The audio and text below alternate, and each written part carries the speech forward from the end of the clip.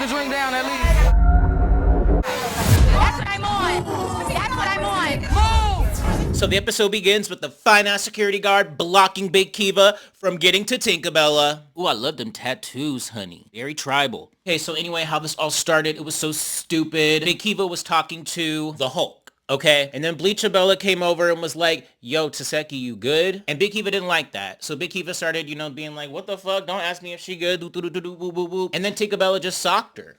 Sock and boppers. But anyway, nothing really happens. They just get separated by security and the scene ends. So in the next scene, Arms and Legs and Clorox sit down to discuss the night before. Now, Deep Breath wasn't at the party. She was healing because she had some swelling, I guess, in one of her ass cheeks. Then the main mistress, Scotty the Body, comes out. Rolly also talks about how she and Anna were able to reconcile and everyone was happy. So in the next scene, the unstable stabber is making drinks for everyone in the house because they're having one of their infamous house meetings. Ooh, yes, Diamond the Body, you look good, honey. Now I know why they call you by your name. Call me by your name. So basically Natalie tells them this is the time and opportunity for them to get everything off of their chest before Lemmie's official birthday party. Because if any of these hosts fight at the official birthday party, they probably gonna get sent home, honey. So then Natalie asks Jealous Ball, why were you threatening to stab J.O.? And Jealous Ball says that she just be coming up and trying to start beef with me. And I don't even know this hoe. She wants some clout. Do, whoop, whoop, whoop. And I'm like, okay, so that's why you want to stab her? Bitch, there's fucking security in the house, like all around. Do you really feel threatened? This is so stupid. Meatball, I don't like you. And Zeus, shame on you for keeping her there. I still cannot get over that. It's like, wow, the world really isn't fair. And if you have power and influence, you get away with more things than a regular person. So then they ask Tinkabella about the fight with Big Keva. She gets up and does a physical reenactment, okay? So she says Taseki was dancing on her, bending that ass over, and Tinka tapping it from the back, baby. All the way from the back. And then she notices that Big Keva is texting fast and shit. So Tinka Jackson was like, sis, you good? And then Big Keva was like, why you asking me if I'm good? What you gonna do? Do. So Tinkabella just punched her. And I was just like, damn. So then in comes the replacements. While everybody gets up and gives each other a hug, Big Keva comes up to Tinkabella and is like, yo, can we talk? Put the drink down, put the drink down. And then I wonder what happened next. Tinka threw the motherfucking drink at her, bitch. And before you knew it, Tinka had Big Keva like that, okay? Okay, in real life, Tinkabella was dead ass wrong because it's like, if somebody wants to talk to you and they come in goodwill, like, you don't just throw a drink on them. You know what I'm saying? But then again, in the Baddies reality TV space, shit, Tinka did what needed to be done, bitch. This is, you know what I'm saying? Like, bitch, don't come up to me and tell me to put the drink down. Bitch, I'm splashing the drink and we fighting. You know what I mean? I don't know why Big Keva would set herself up like that.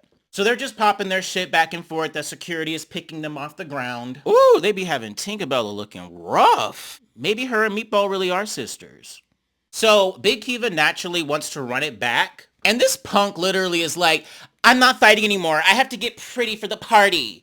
And it's like, bitch, you literally ambushed her. And now when she's actually prepared to fight you head on, you don't want to fight no more.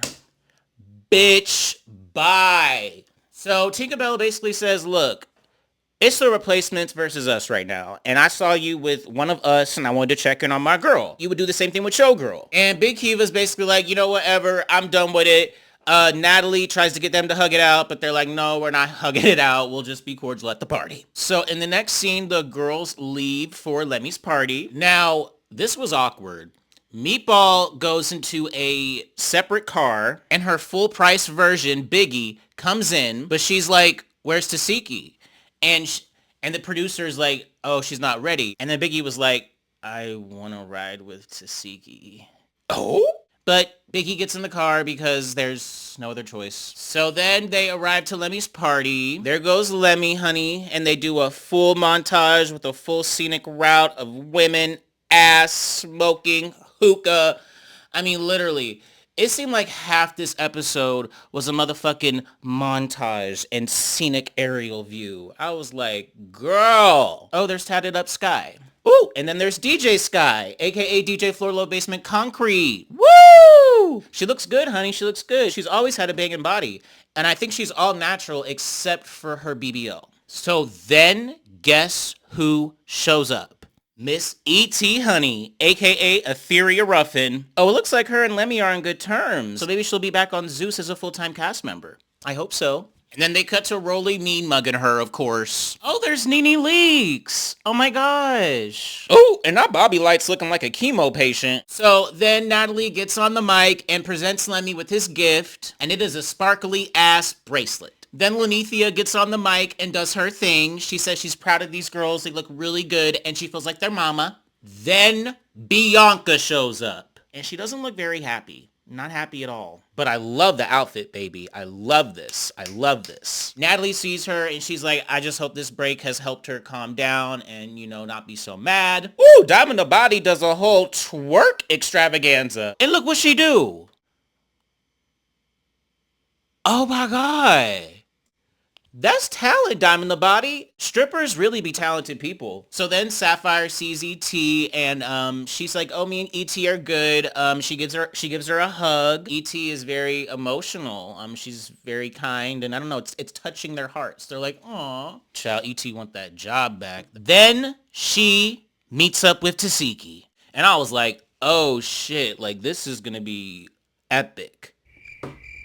It was the most anticlimactic thing I've ever seen in my life.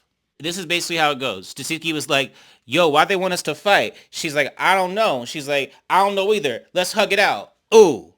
And they were good. Okay.